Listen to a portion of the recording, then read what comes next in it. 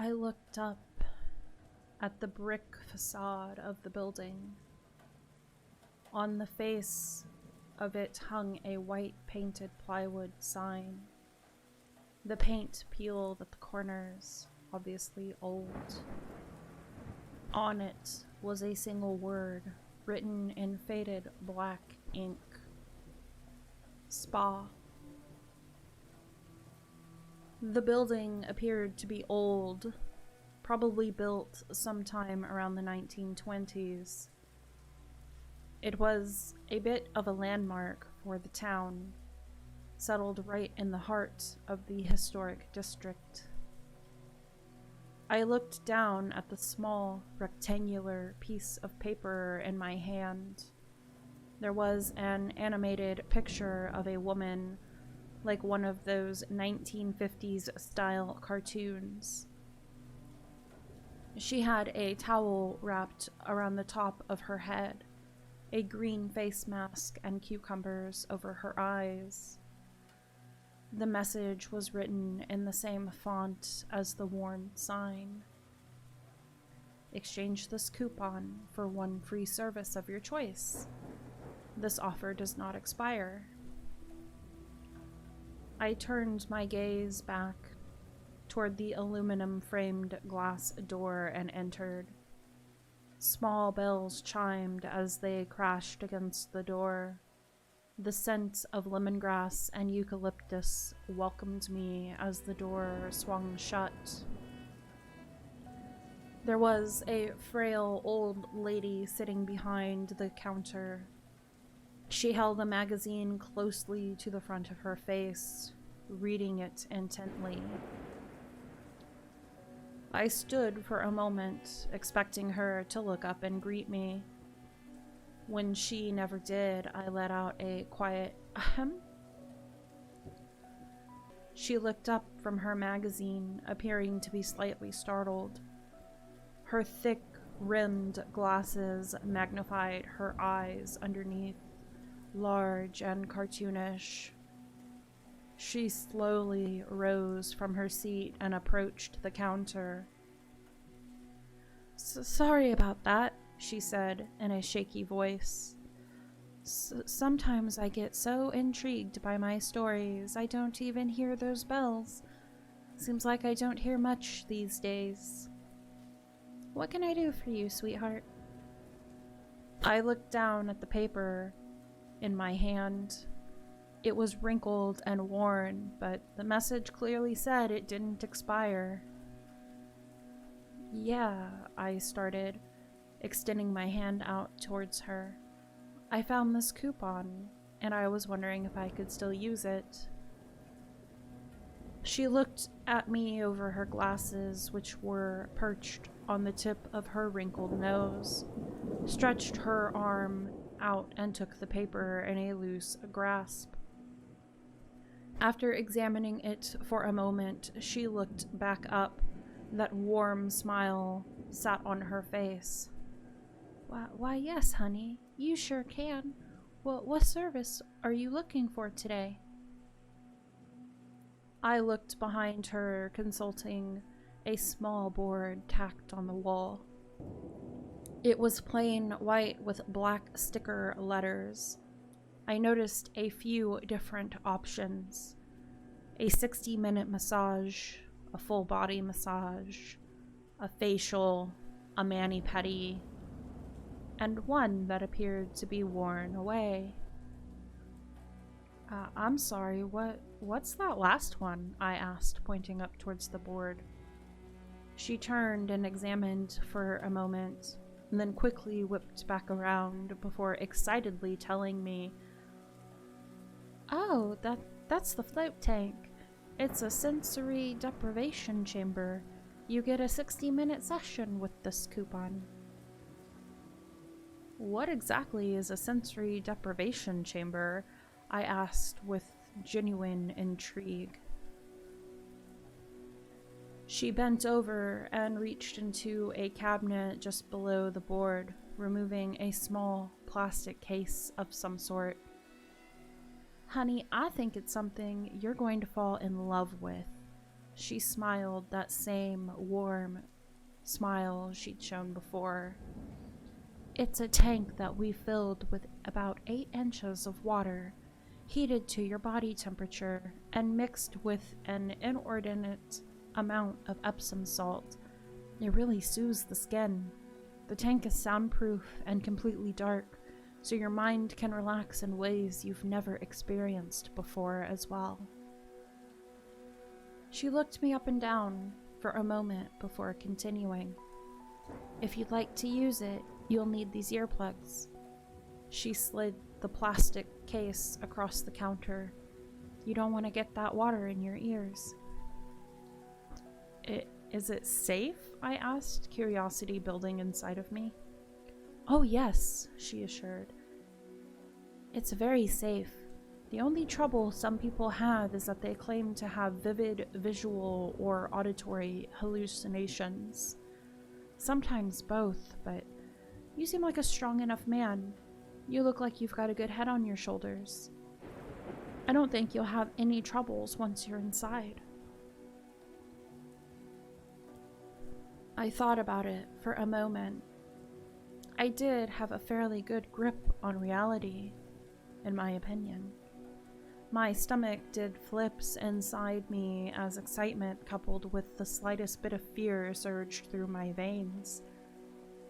Okay, I said after a few moments. I'll do it. She continued grinning as she made her way around the corner to a door on the left side of the room. Come with me, she called, pulling the door open and stepping through. I followed with anxious steps as she led me down a dimly lit hall.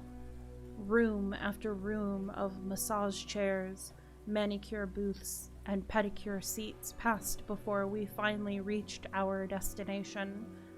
She opened the door, stepping into a small area. It was an empty room, save for a large, tan-colored metal tank in the middle, with a couple wooden steps in front of it, a small cabinet on the left, and a glass-enclosed shower in the corner. The old lady struggled for a moment as she yanked the heavy tank door open. It was a small opening, and the door was made of thick metal with a large, shiny chrome handle. The tank itself looked like it could stand up against anything. I peered my head in. The inside of the tank appeared to be painted black. Aside from the small amount of light that came in through the door, it was pure darkness. The light shined through about 8 inches of hazy salted water sitting undisturbed at the bottom. It had a scent like the ocean, and the air inside was dense and humid.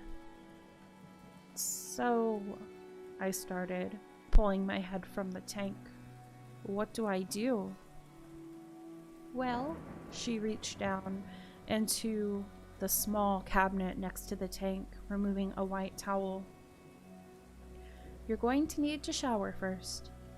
Get any oils, dirt, or sweat off your skin. This will help the salt do its magic. Then you just get into your birthday suit and slide into the tank. I'll come back in an hour and let you know that your time is up. She handed me a towel. Oh, and don't worry, I won't peep on you. She laughed as she exited the room, closing the door behind her. Okay, I thought, easy enough. I did as she said, stripping down naked and giving my body a quick rinse.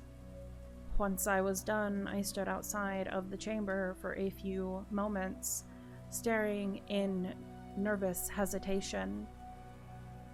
The fear of the unknown began to take hold. What would it be like? Would the pure darkness and lack of any sound drive me to insanity?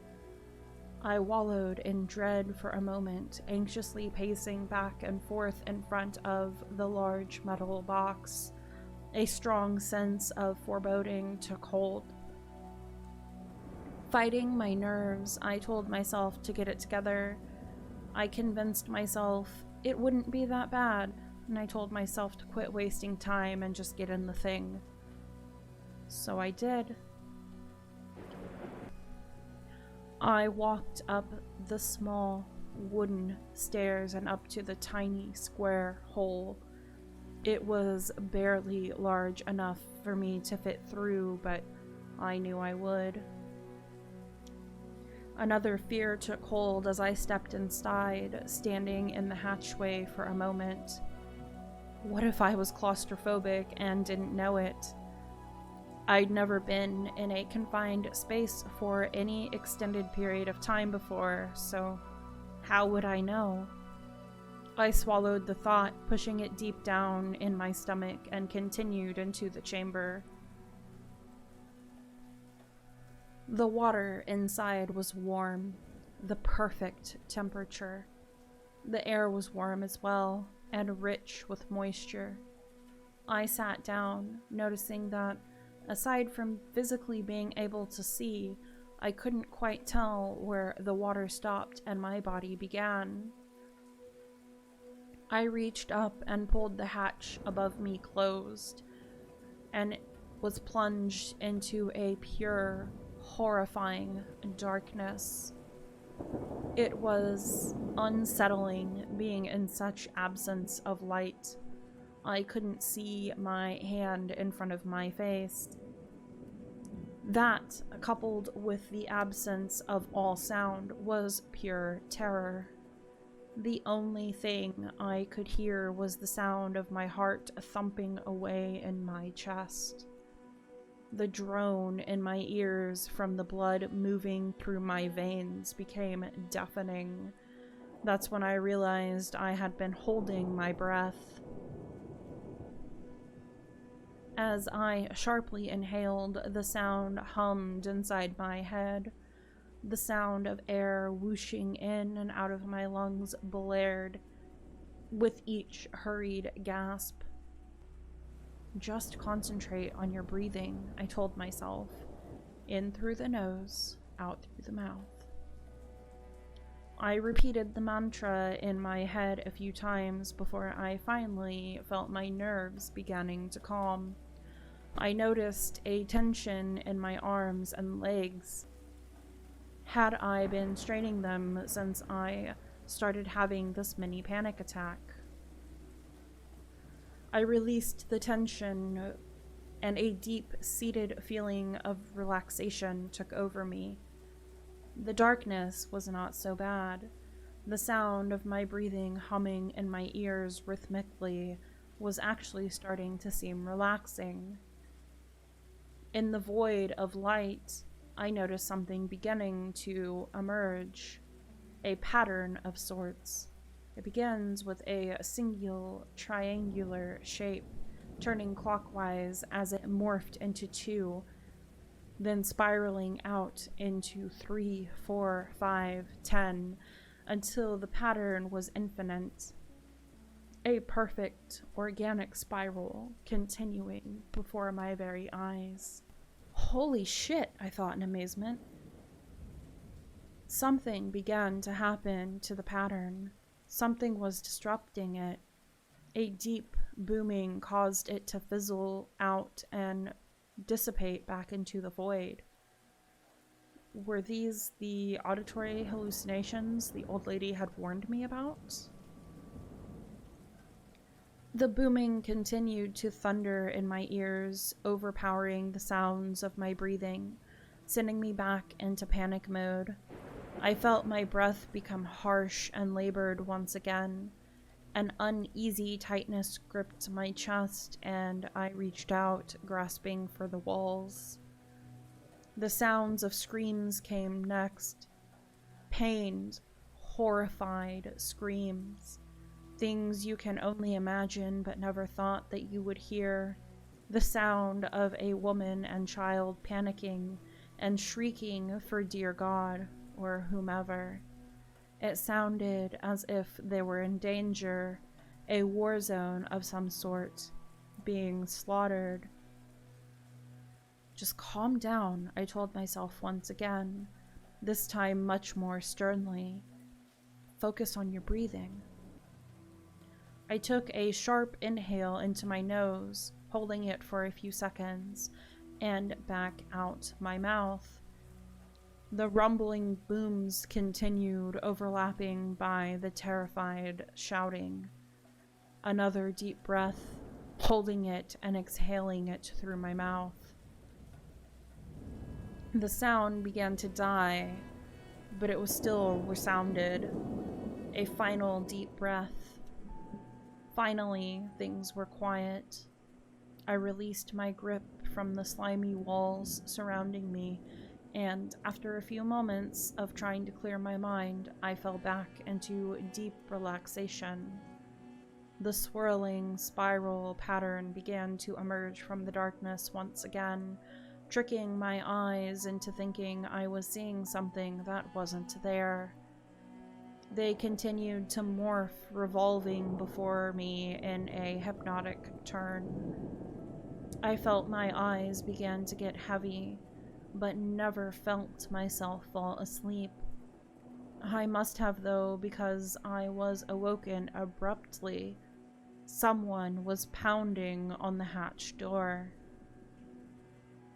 I jerked myself upright, trying to hear what they shouted, but I couldn't make it out.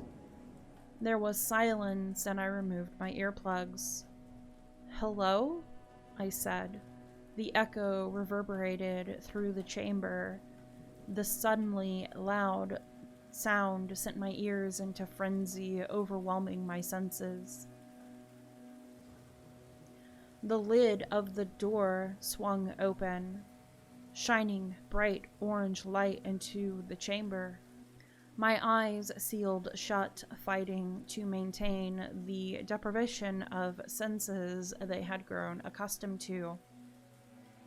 "We got one over here," the gruff voice of a man shouted behind him. I slowly opened my eyes to see a large figure of a man with wrinkled features. Not wrinkled from age, but stress. He had a thick, gray mustache and large 80s-style glasses. He reached a gloved hand in, extending it out in a grasp. "Take my hand, kid," he said, shaking it in front of me as if he were trying to coax me to do something I didn't want to do. I took his hand in my grip, allowing him to help me to my feet and out of the tank. My hands were stiff and my grip was weak. My legs felt wobbly under my body as I struggled to step out of the tank. "Easy there, kid," the man, who was now made out to be a firefighter, said to me. He grabbed me under the elbow and helped me out of the chamber. Another fireman ran up, handing a towel over to cover my exposed body. I looked around in shock. It was a scene more fit for a post-apocalyptic movie than my daily life. The sky was darkened. Had it become night? How long was I in there? Smoke painted shadows across the navy blue horizon. Bricks and rubble laid scattered all around me. The shower, or what once had been the small enclosure, was now nothing but a metal pipe that continuously sprayed water in all directions.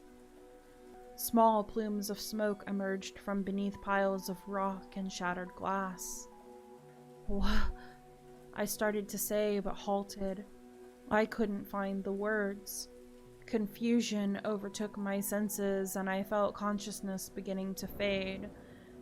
My legs gave way, and I fell to my knees. The rubble stamped into my skin, sending a jolt of pain up my legs. "Hey, kid," he said in a rush, "don't pass out on me." He gripped my arm tighter and pulled me back up to my shaky feet. I need you to stay awake for a little longer, just a little longer. His demands began to turn into sort of a plea. I fought to stay awake, ultimately succeeding despite my eyes continuing to get heavier and heavier. My stomach churned and nausea settled. The heat was overwhelming, but I didn't know why. It was dark. It should have been cold, and where was that light coming from? My eyes shot open when I saw it. Out of the corner of my eye, coming from a pipe that ran into the ground, was a large plume of bright orange fire. A group of men brandishing hoses fought it, attempting to kill the flames before it spread any further. What happened? I asked, eyes wide and full of terror. Gas main blew, took the whole building down. You're lucky you were in there, the firefighter said, motioning his head back to where the tank sat. It remained unfazed by the destruction. You didn't hear anything? He asked, as he led me to a nearby ambulance. The EMTs stood outside the truck awaiting my arrival. They had a stretcher ready. You couldn't hear the explosion? The screams? His voice quivered a bit, as if he were on the verge of tears. You're the only one who made it.